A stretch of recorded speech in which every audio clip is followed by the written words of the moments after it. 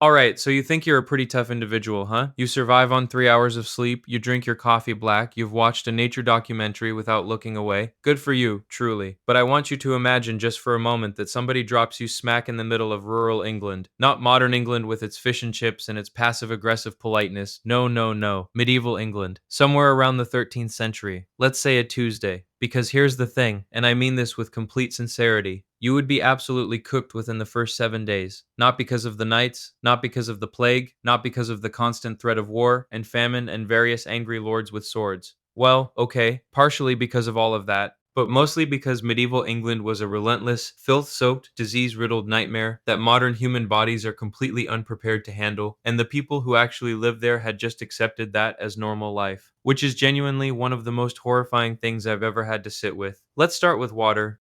You wake up on day one, you're thirsty, reasonable. So you wander over to the nearest water source, maybe a river, maybe a shared well in the middle of town, and you drink it. And congratulations, you've just introduced yourself to typhoid fever, dysentery, cholera, and at least two other bacterial infections that modern medicine hasn't even bothered to name because we stopped dealing with them centuries ago. The average medieval peasant had essentially built up a lifetime of gut hardening exposure to contaminated water from infancy onward, drinking the same filth soup their entire lives until their immune systems either adapted or they died as children. Roughly 30 to 50% of children in medieval England didn't make it past the age of 5. Yay! Your adult immune system, coddled on filtered tap water and the occasional probiotic yogurt, stands absolutely zero chance you'd be feverish by Wednesday.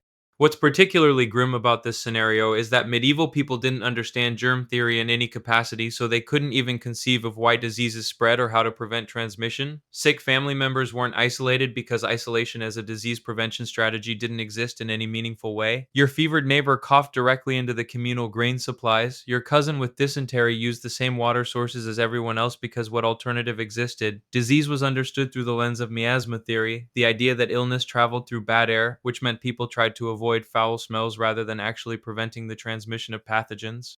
This fundamental misunderstanding of how disease worked meant that plague, typhus, and tuberculosis swept through medieval populations with almost no resistance, killing indiscriminately and frequently. Now let's talk about the air. Because you've been breathing relatively clean air your whole life, and that was, in retrospect, a massive luxury, medieval English towns were not just a little bit smelly, they were catastrophically, eye-wateringly, gag-inducingly foul in a way that no modern human could fully prepare for. There was no sewage system, there was no trash collection. Animal carcasses, human waste, rotting food scraps, all of it coexisted right there in the streets alongside the people who had just given up caring because what were you going to do about it?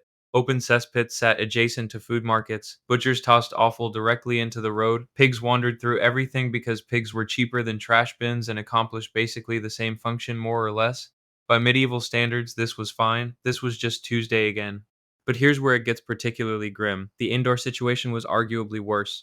Most peasant homes were single room structures shared between the entire family, their livestock, and whatever vermin had moved in permanently and could not be evicted. The animals were kept inside during winter months for warmth, which meant you were sleeping alongside cows and goats and the biological output of cows and goats.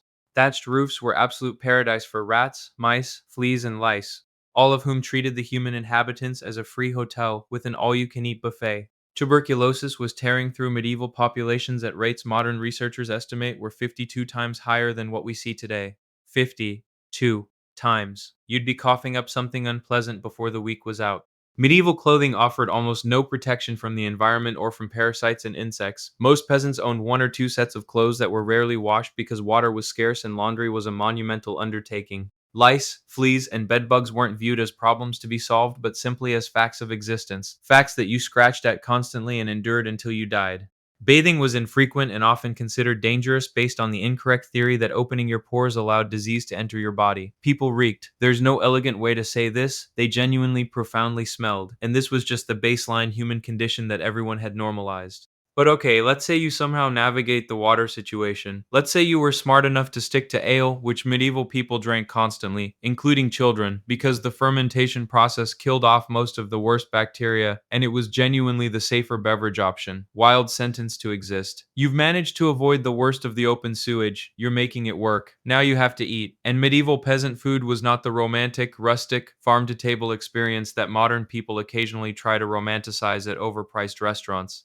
Your diet consisted primarily of pottage, which was essentially a thick grayish slop made from whatever grains and root vegetables were available, cooked in a pot that was never fully cleaned and kept on the fire more or less indefinitely. Bread was a staple too, but medieval bread was dense, dark, often contaminated with ergot fungus, which, oh great, caused convulsions, hallucinations, and a charming condition called St.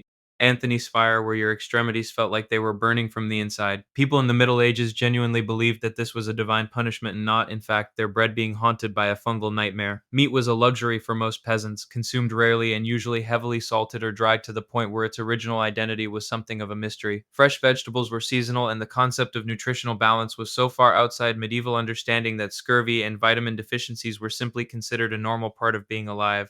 Which I want to be clear, they should not be. You would be malnourished, hallucinating from bad bread, and slowly losing teeth by day 4. Dental health in medieval England was a particular nightmare that modern people almost never consider. Teeth rotted out constantly from the combination of malnutrition, poor hygiene, and the abrasive quality of medieval bread, which often contained bits of stone from the grinding process. By adulthood, most medieval people were missing significant portions of their teeth. Eating became increasingly difficult, and infections from dental disease were common and serious. Tooth extraction was performed without anesthesia by barber surgeons who applied the same bloodletting philosophy to dental problems as they did to everything else. Additionally, the general malnutrition meant that bones were weak, healing was slow, and fractures or injuries that might be relatively minor today could easily turn into life-threatening infections.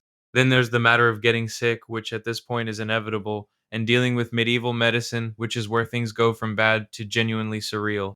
Medieval physicians operated on a system called humoral theory, developed originally by, surprise, the ancient Greeks, which held that the human body contained 4 fluids called humors: blood, phlegm, yellow bile, and black bile. Health was a matter of keeping these 4 in perfect balance, and illness was the result of one or more humors getting out of hand. Logical enough for people with absolutely no germ theory whatsoever. The treatments, however, oh no, the treatments were something else entirely. Got a fever? Bloodletting. The physician would open a vein and drain significant quantities of your blood because obviously the problem was that you had too much blood and not, in fact, that a bacterium was currently having a house party inside your body. Feeling congested? More bloodletting. Experiencing pain somewhere? Bloodletting, and possibly also leeches, placed strategically on whatever part of you seemed to be the worst offender. Beyond bloodletting, medieval medicine offered herbal remedies of wildly varying effectiveness, prayers to specific saints assigned to specific diseases, and the occasional surgical procedure performed without anesthesia, without sterilization, and without any real understanding of what was happening inside the human body. Surgeons, and I use that term loosely, worked from illustrated manuscripts and educated guesses. Infection following surgery was not a complication to be avoided, but essentially a standard expected outcome. The fact that anyone survived medieval medical treatment at all remains one of history's more impressive accidents. Childbirth in medieval England was essentially a death sentence waiting to happen. Maternal mortality rates hovered around 10 to 20% per pregnancy across the medieval period, meaning that having children was genuinely one of the most dangerous things a woman could do. Midwives had no understanding of infection control, bleeding couldn't be stopped effectively, and complications like breech presentations or placental complications were essentially fatal. Alongside childbirth deaths, common injuries, broken bones, deep cuts, burns from cooking fires had astronomical infection and mortality rates because there was simply no way to prevent sepsis once it started. And finally, if all of the above somehow hasn't finished you off, there's the sheer relentless physical grind of just existing as a medieval peasant.